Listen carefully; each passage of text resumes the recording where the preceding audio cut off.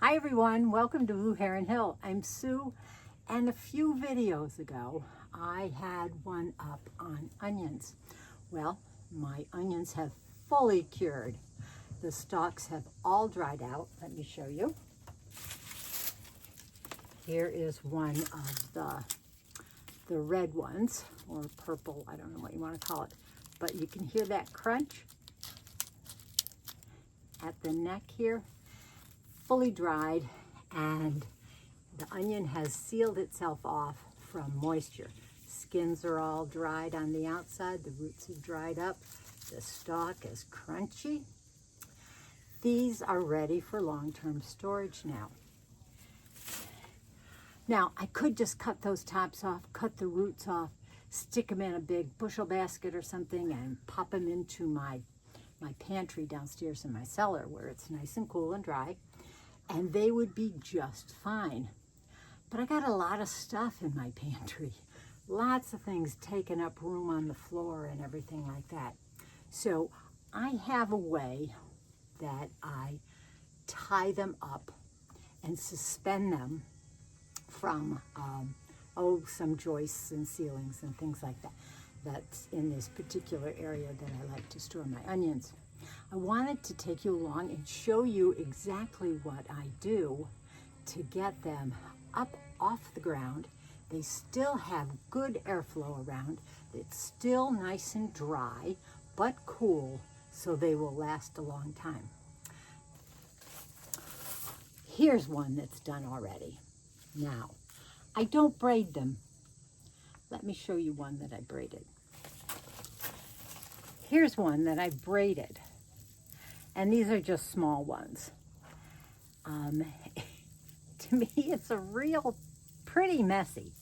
You got all of these tops and things like that, and sometimes the braiding, if your stalks are really dry and brittle, they break off.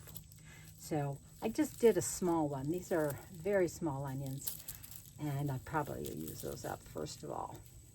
But what I like to do is put them in a big bunch like this.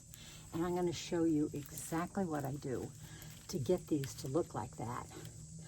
And they're perfect for long-term storage.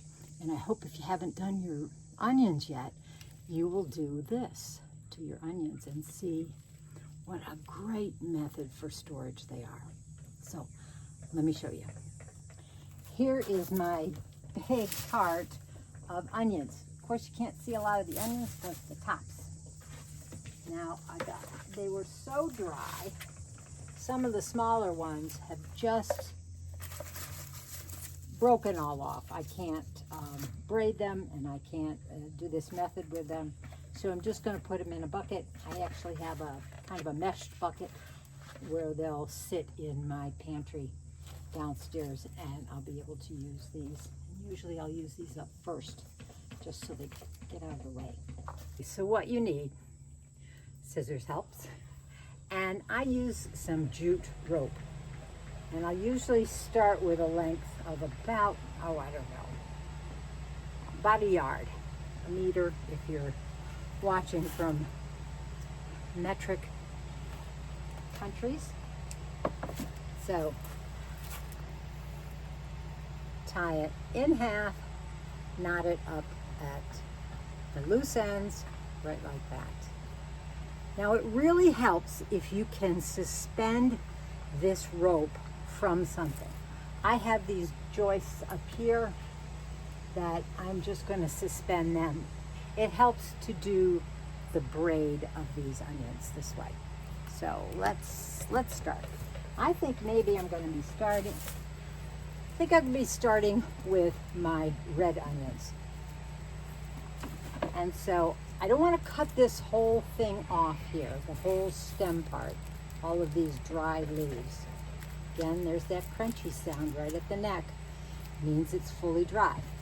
But I'll cut off the top and leave probably, 6 inches or so.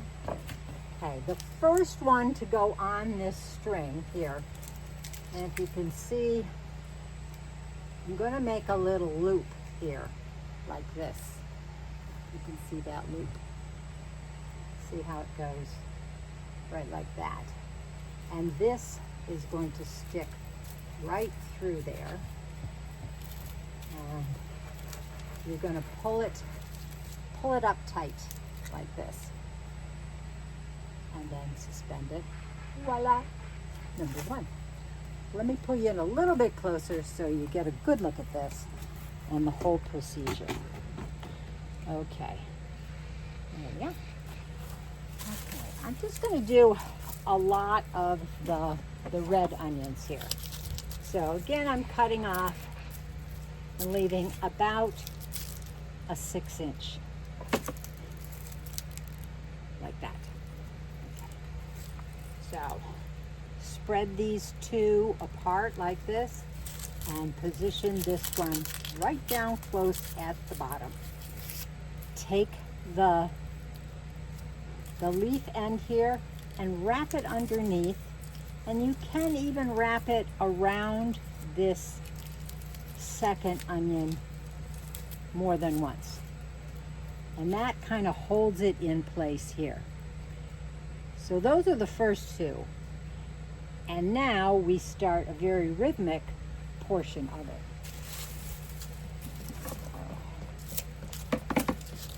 All right, next one.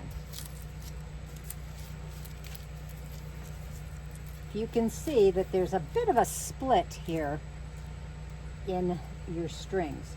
You're going to want to, you can twirl it like this and get it so it twirls over and forms a nice, not a knot actually, but just a twist.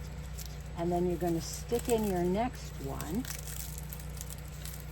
pull it down, and then your leaves, your dried leaves, are going to go under and around.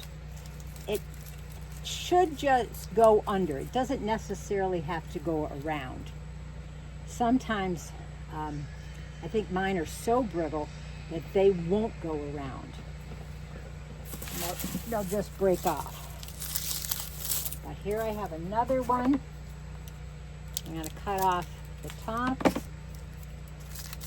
Ooh, crunchy, crunchy. Okay, so twist up this join right here once, at least once, if not twice. So you're pinching off the neck of this one just below it. Stick the leaves through that, nestle it down between some of the bottom onions, and then take your dried leaf portion and tuck it underneath and around if you wish. So that's what you're going to do with every single onion.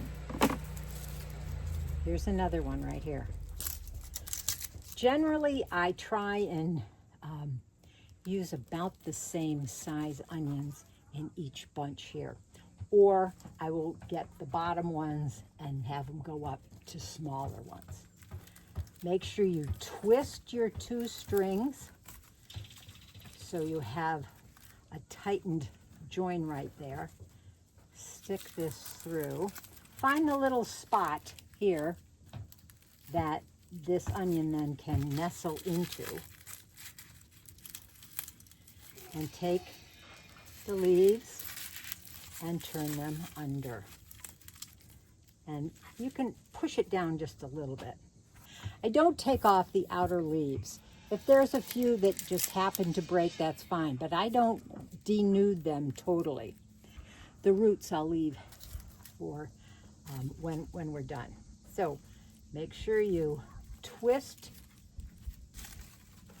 your string, put your onion down in firmly, and make that leaf stalk twirl around that onion. See, like here, this seems to want to just fall off. I'm going to do that. But you want to leave that skin. That helps in the protection of the evaporation of the moisture from the onion. Okay, there we have a lovely bunch, but it's a little ratty looking. So I come along with my scissors and I'll just trim off these dried roots. And also, I'll pop into there and trim some of these dried stalks. Just about as far as I can go in there. There we go. See? Isn't that just gorgeous? And it hangs very, very nicely. And when you want an onion, since the neck is really dried off, all you do is twist it and it just comes right off. And one by one, if you want a big one, get it from the bottom. If you want a small one, get it from the top. And there you go. And now it looks like I have a whole bunch more to get. So thanks for following along with me on Tips for Tuesday. How to store these onions now that you've harvested them, cured them. So until the next time that we can go digging in the dirt, happy gardening. Bye.